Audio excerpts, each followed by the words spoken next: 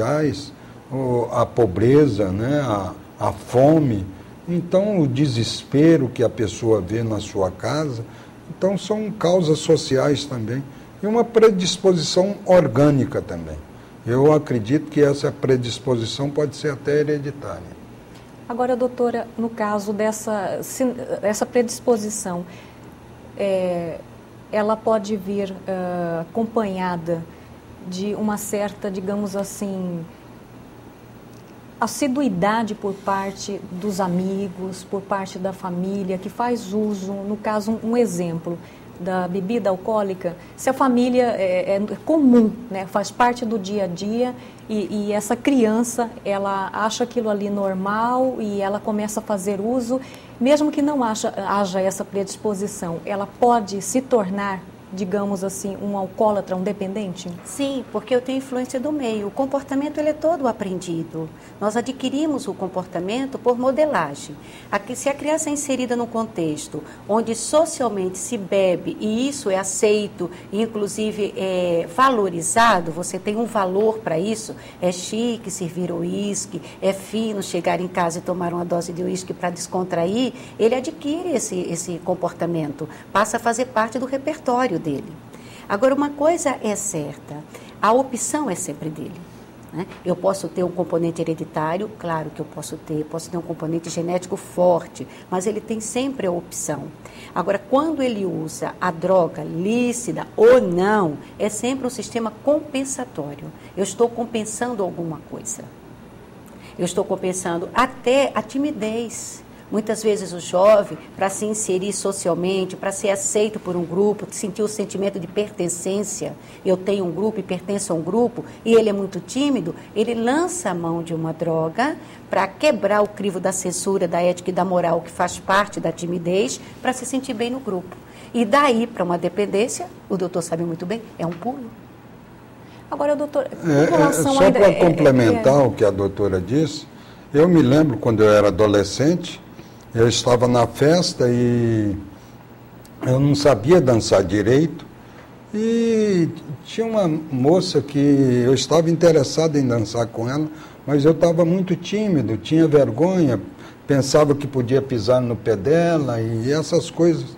E aí me ofereceram cerveja e eu bebi cerveja e aquilo tirou minha inibição, me deu coragem, eu fiquei mais solto.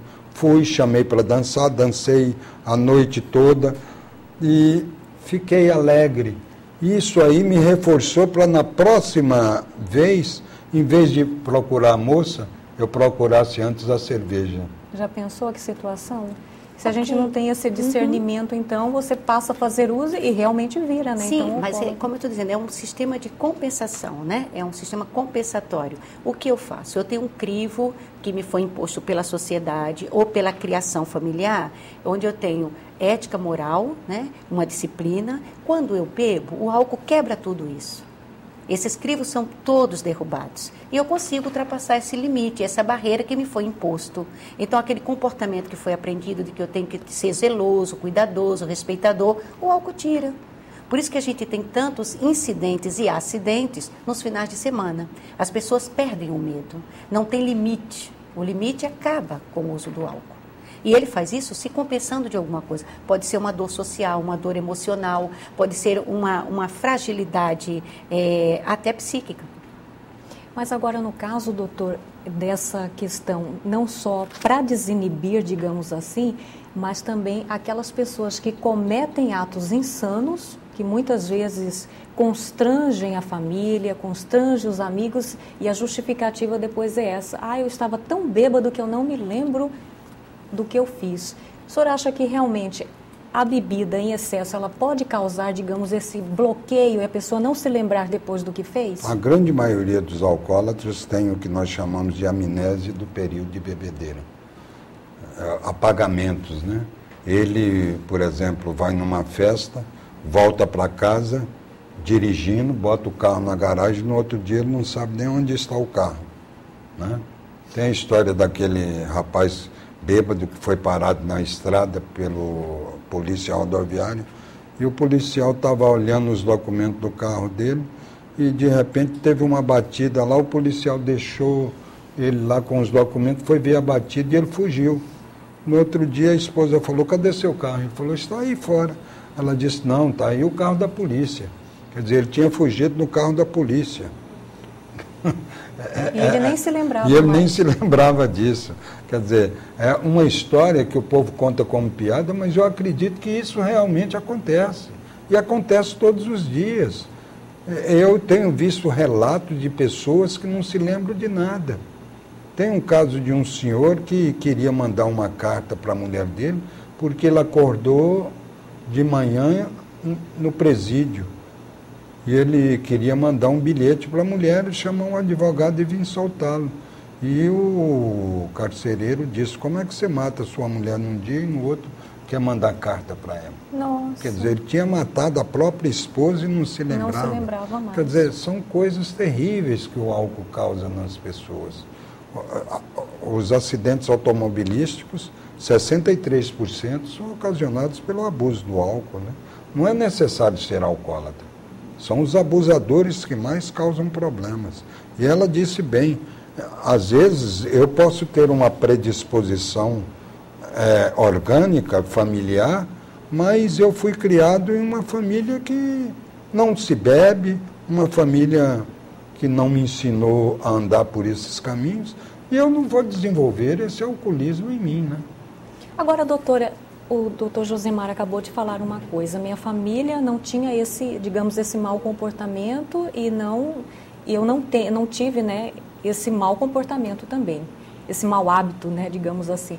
A senhora acredita que realmente a família ela tem muita influência sobre essa criança, o desenvolvimento dela, os amigos, ou ela, de alguma forma, pode sair dessa de forma, assim, independente desse tipo de situação? Vamos pensar assim, essa frase não é minha, mas eu gosto de usá-la. A dor é compulsória. Todos nós, em algum momento da vida, vamos sofrer a dor. Agora, o sofrimento é escolha.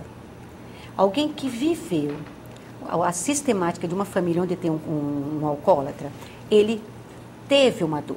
Agora, ele quer permanecer nesse sofrimento e repetir esse padrão, a escolha é dele. Permanecer no sofrimento, a escolha é dele. Ele pode buscar ajuda, seja ela antecedente, quer dizer, uma ajuda antes, se ele tem uma predisposição, uma ajuda durante ou depois de um período. Mas ele tem que buscar ajuda.